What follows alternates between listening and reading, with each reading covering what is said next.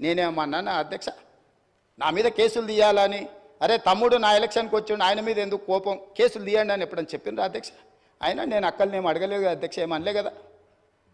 అక్కలుగానే భావించిన, సొంత అక్కలేనే నేను భావిస్తున్నా అని చెప్పిన అధ్యక్ష. నా కుటుంబ సభ్యురాలు సీతక్క అని చెప్పిన.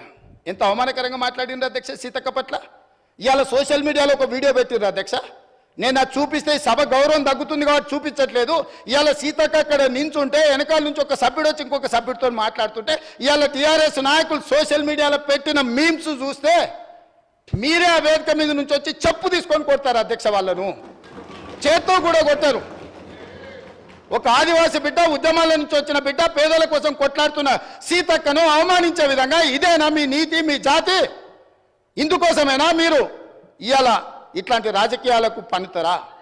ఆమె దళిత, ఆమె ఆదివాసి ఆడబిడ్డ కాబట్టి ఆమెను అవమానించవచ్చా? ఇవాళనే అక్కలకు చెప్పదలుచుకున్న ఈ వేదిక మీద నుంచి, అక్క ఎవరి ఉచ్చులో పడి మీరు తప్పుదో పడుతుండ్రో వాళ్ళని నమ్ముకున్న సొంత చెల్లెలు తిహార్ జైల్లో ఉన్నది అక్క. సొంత చెల్లెలు తిహార్ జైల్లో ఉంది అధ్యక్ష.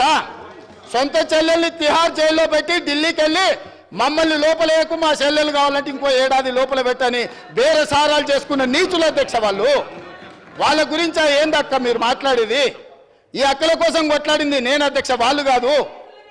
కాబట్టి ఆ అక్కల పట్ల నేను మహిళల పట్ల గౌరవంగా ఉండేవాడిని, అక్కల్ని గౌరవించేవాడిని. మంత్రివర్గ సమావేశంలో కుర్చీ లేకపోతే కొండ సురేఖక్కనో సీతక్కనో వస్తే నేను లేచి కూర్చిచ్చిన ఎన్నోసార్లు ఈ అక్కలు ఉండ్రు.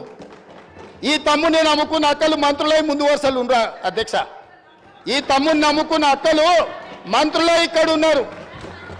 ఆ దిక్కుమాల తమ్ముని నమ్ముకున్న అక్కల పరిస్థితి ఏముందో మీకు తెలుసు కదా అధ్యక్ష. సొంత చెల్లెలు జైల్లో ఉంది అధ్యక్ష. ఆ చెల్లె గురించి మాట్లాడారు.